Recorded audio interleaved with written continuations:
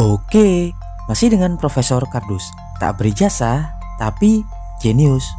Fukushima Nuclear Disaster atau bencana pembangkit nuklir Fukushima Daiichi pada 2011 merupakan tragedi kecelakaan pembangkit energi nuklir terbesar kedua di dunia setelah bencana Chernobyl di Pripyat, Uni Soviet pada 1986.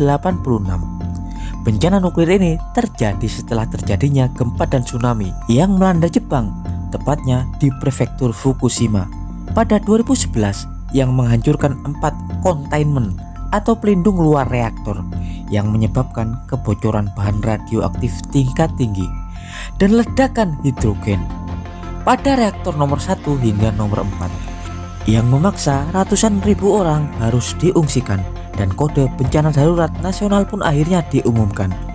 Ya, jika dalam konten sebelumnya Profesor Kardus telah mengulas kronologi peristiwa tersebut, kali ini Profesor Kardus akan mengulas tentang masalah pembuangan jutaan ton limbah air radioaktif yang dihasilkan pada tragedi tersebut ke dalam laut. Tapi sebelum Profesor Kardus mengulasnya, jangan lupa like dan subscribe di channel Profesor Kardus. Tak berijazah, tapi jenius, untuk mendapatkan informasi dan notifikasi-notifikasi terbaru dari sudut-sudut bumi dan sudut-sudut alam semesta lainnya. Tragedi bencana nuklir Fukushima Daiichi pada 2011 merupakan bencana pembangkit energi nuklir terbesar kedua di dunia yang telah mengakibatkan kerugian besar bagi pemerintah Jepang dalam segala sektor, baik ekonomi dan lingkungan. Dan asal Anda tahu, kekacauan dan kerugian finansial terbesar dari peristiwa tersebut bukanlah hanya berasal dari kerusakan aset, fasilitas-fasilitas yang hancur, tapi karena kontaminasi racun radioaktif berat yang mematikan yang dihasilkan.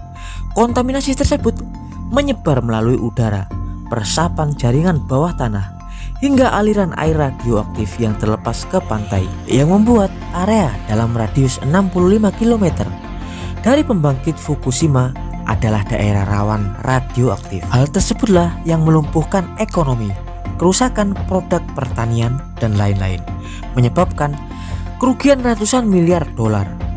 Dan hingga kini proses sterilisasi area terdampak masih terus dilakukan meski lebih dari 1 dekade telah berlalu.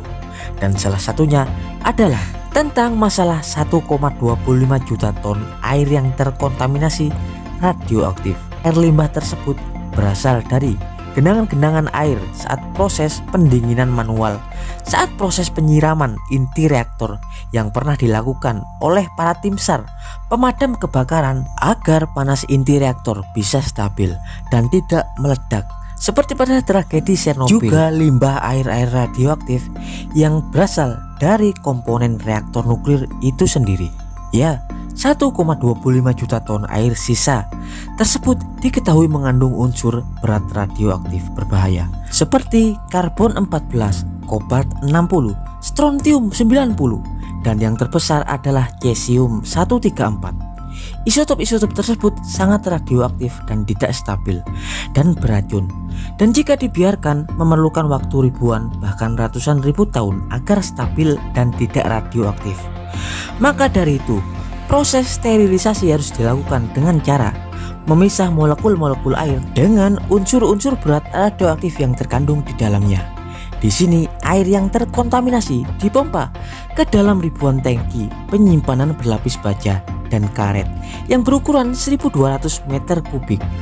Dan tahukah Anda, jika negara Jepang sudah mumpuni dalam penanganan masalah tentang teknologi nuklir? Bahkan di Jepang banyak perusahaan-perusahaan pembuat mesin dan perangkat-perangkat nuklir seperti Hitachi, dan salah satunya adalah TEPCO, Tokyo Electro Power Company, sebuah perusahaan multinasional yang menyediakan segala kelengkapan teknologi, segala pembangkit energi. Salah satunya adalah nuklir. TEPCO kemudian dituju oleh pemerintah Jepang untuk menangani masalah pengelolaan limbah radioaktif tersebut menggunakan teknologi adsorpsi dari Amerika Serikat dan SARI, sebuah sistem pengambilan dan pemulihan air aktif yang telah dikembangkan oleh Toshiba.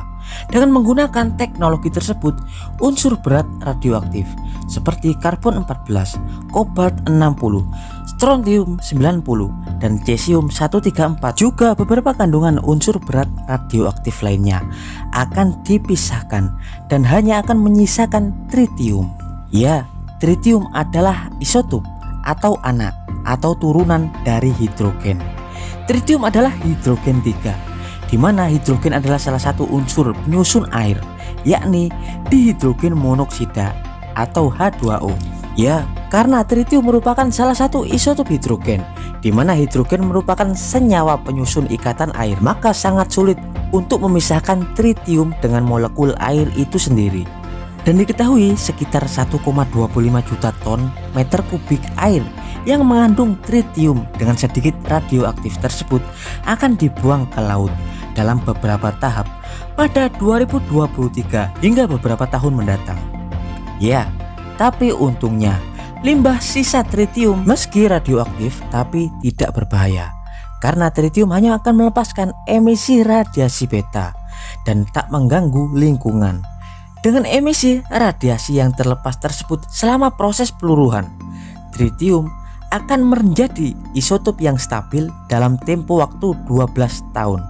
Tritium akan kembali ke wujud hidrogen atau H1 atau protium dan bercampur dengan air normal.